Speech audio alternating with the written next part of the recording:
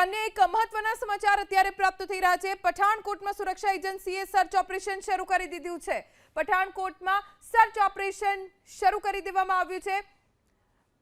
સુરક્ષા એજન્સીઓ સતર્ક થઈ ગઈ છે।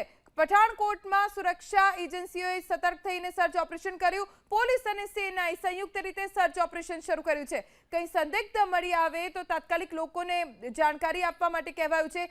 એબીપી અસ્મિતાની સ્ક્રીન ઉપર એક્સક્લુઝિવ દ્રશ્યો આપ જોઈ રહ્યા છો, જેમાં પોલીસ અને સેનાનું આ સંયુક્ત સર્ચ ઓપરેશન પઠાણકોટ વિસ્તારમાં વિશ્વના દેશોની નજર અત્યારે ભારત પાકિસ્તાન ઘર્ષણ ઉપર છે।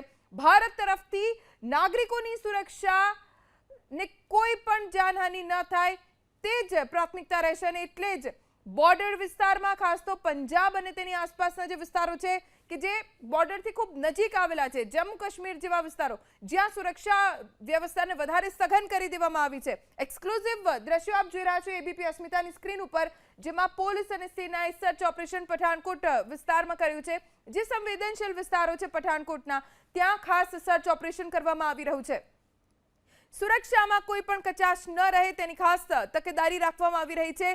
ગત આખી રાત પાકિસ્તાન તરફથી હુમલો કરવામાં આવ્યો છે।